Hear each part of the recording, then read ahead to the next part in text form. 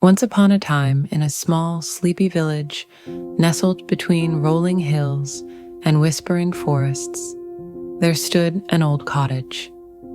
It had been there for as long as anyone could remember, a silent witness to countless seasons, secrets, and stories. This cottage belonged to a woman named Maggie, whose laughter once filled its walls. But now, years later, the cottage awaited a new visitor, someone who would unlock its hidden past and uncover a tale of love and mystery. And so, the story begins with Elena, Maggie's granddaughter, who was about to step into a world she never knew existed, a world filled with letters from the past, whispers of love, and secrets waiting to be told. I've heard the stories, but I never imagined I'd be the one to discover the truth. She stepped inside, and the air shifted, as though the cottage had been holding its breath, waiting for her return. Dust floated like memories in the golden beams of sunlight that filtered through the lace curtains. The wooden floor creaked gently beneath her steps, the scent of aged paper and time-worn wood hanging softly in the air. Nothing had changed. The armchair by the fireplace still faced the empty hearth. The old clock on the wall still ticked, slowly, stubbornly. And on the desk by the window, beneath a thin coat of dust, a box sat, tied in red velvet, as if someone had left it there just yesterday. Everything's just like she left it. What's this? Her heart beat a little faster. She didn't know why. Maybe it was the quiet. Maybe it was the air. Or maybe she already knew this was the beginning of something much bigger. The ribbon fell away like silence breaking. The lid opened with a soft creak, and inside were stories. Stories sealed in paper and ink, in silver and memory, waiting to be remembered. As the morning sun spilled into the room, Elena carefully unfolded the first letter. The paper was yellowed with age, but the ink still spoke. My dearest Elena, if you're reading this, then perhaps time has been kind enough to give you my truth. This isn't just a box of memories. It's a confession. Long before you were born, I met someone who changed everything. His name was Armin. And though I married another, a part of me always belonged to him. I wrote this letter once. I meant to send it, but I never did.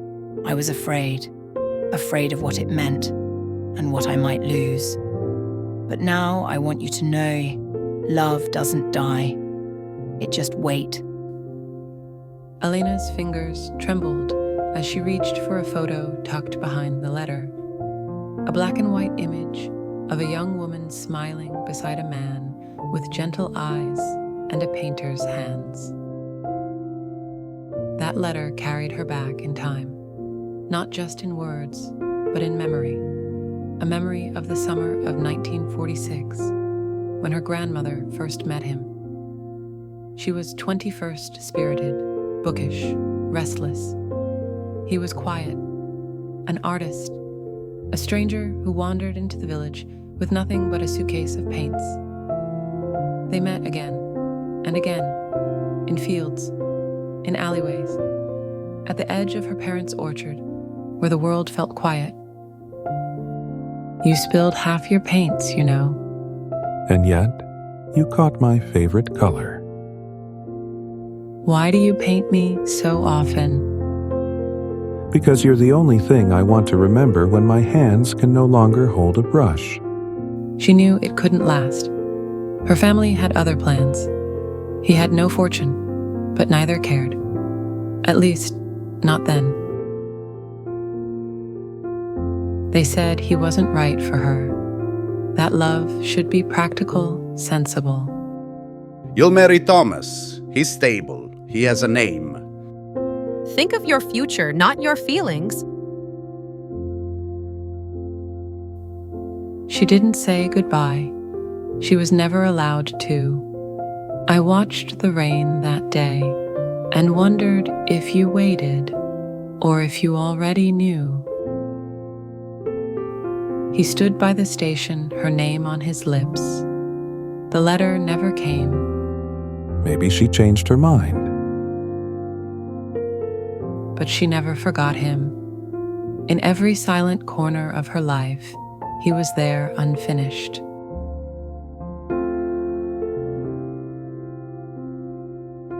And then, at the bottom of the box, a letter with no address, no seal, just her grandmother's handwriting. Dear Armin, I wrote this 100 times in my head, but fear always stole my courage.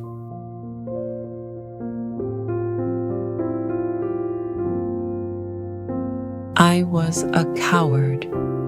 I let their voices drown mine, but not a day has passed that I didn't wish I'd run to you instead. She never finished it. She couldn't. How different her life could have been if just one letter had flown.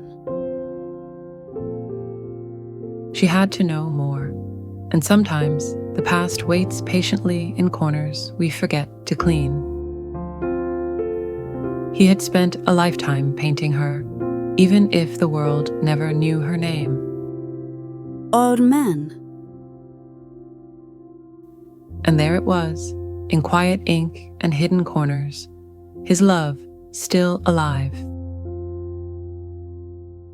She was his muse and his memory. They were torn apart by others, but art remembered. And so she wrote, not as herself, but for the girl who never could. My dearest Armin, if you were reading this, then I finally found the courage I never had. You were the bravest part of my life, and I'm sorry I let you go. She didn't know if he'd ever read it, but maybe, just maybe, souls listen too. If love is a story, then ours was never finished. But I carry you still, in every unwritten word. Goodbye, my love. Yours always, Maggie. And so, the letter she never sent finally found its way.